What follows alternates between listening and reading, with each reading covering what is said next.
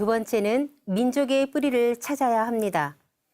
가을 개벽을 앞두고 원시 반본하는 이때 나의 혈통뿐만 아니라 민족의 혈통도 찾아야 합니다. 잃어버린 한민족 고대사와 민족의 혼인, 상제의 문화를 반드시 되찾아야 하는 절대적인 이유가 있는데요. 도전에 있는 상제님의 말씀을 찾아가 보겠습니다.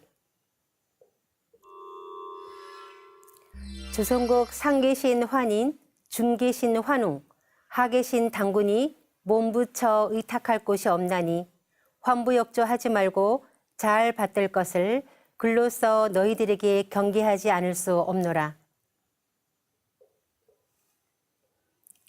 여러분, 이스라엘이라는 나라에 대해 잘 알고 계실 줄로 압니다. 이스라엘은 2000년 동안 나라를 잃고 떠돌이 생활을 한 민족입니다. 지금 이스라엘이 아랍권에서 강대국이 된 이유가 어디에 있다고 생각하십니까? 바로 국조신이자 민족신인 여호와를 중심으로 철저히 섬기며 강력한 민족 정신으로 똘똘 뭉쳤기 때문입니다. 그 결과 2000년 떠돌이 민족에서 지금의 나라를 회복하고 건설하게 된 것입니다. 그런데 우리나라는 어떻습니까? 유구한 역사를 가진 나라임에도 불구하고 우리 스스로 나라의 족보를 무시하고 국조신을 신화로 부정하고 있습니다. 이는 제 부모를 놔두고 남의 부모를 존경하고 모시는 것과 무엇이 다르다고 할 수 있겠습니까? 그런데 더욱 안타까운 사실은 요즘 일본과 중국은 물론이고 우리 스스로도 우리 역사를 왜곡하고 축소하는 데 혈안이 되어 있다는 것입니다. 뿌리 없는 나무가 없듯이 뿌리 없는 자손 또한 없고 국가도 역시 뿌리를 받들지 않고 소홀히 한다면 그 민족의 미래는 두말할 나위도 없을 것입니다. 여러분, 국통맥은 그 나라와 민족의 정신이고 혼입니다. 종도사님께서는 역사를 알아야 하는 절실한 이유를 말씀하셨는데요.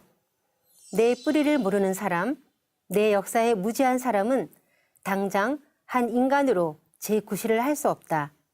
역사를 모르고 역사를 잊고 역사에 무관심한 사람은 도대체 왜 내가 인간으로 태어났는지 무엇을 위해 살아가는 것인지 알 길이 없다. 인생을 크게 제대로 볼 안목을 여는 지름길은 역사를 바로 아는 것이다 라고 하셨습니다. 특히 태상 종도사님께서는 역사를 가르치지 않는 것은 자식을 낳아놓고 제 성을 가르쳐주지 않는 것과 같다고 하셨습니다. 역사는 그 나라의 정체성이라고 생각합니다. 그 나라의 국운은 그 나라의 시조를 통해서 내려온다는 사실을 우리는 잊지 말아야 할 것입니다. 얼마 전 강화도에서 홍산 문명 사진전이 있었는데요. 제가 행사 진행에 참여하게 되었습니다. 거기에서 있었던 저의 재밌는 경험을 말씀드리고자 합니다. 중국 우하량에서 우리 한민족 고대사의 유물과 유적이 대거 발굴되었는데요. 세계 4대 문명보다 수천 년 앞서 있었다는 점에서 큰 충격을 안겨주었죠. 바로 홍산 문명입니다.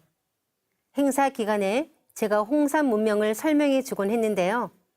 우리 역사에 관심을 갖는 많은 분들이 참여하고 계신데 그중에 한 분이 저에게 역사학과를 나왔냐고 물어보신 적이 있습니다. 저는 역사학과를 나오지도 않았고 역사 공부를 전문으로 한 사람도 아닙니다. 학교 다닐 때 배웠던 역사 공부가 전부였는데요. 환단고기 완역본을 읽고 제가 받았던 큰 충격과 감동은 지금도 잊을 수가 없습니다. 가슴 깊이 뿌듯함과 자부심을 갖게 되었으며 나라의 족보를 알아갈수록 대한민국 사람이라는 것이 자랑스러웠습니다. 그 이후 역사에 무지했던 제가 우리의 뿌리 역사를 공부하고 대중 앞에서 알리는 역할까지 하게 된 것이죠.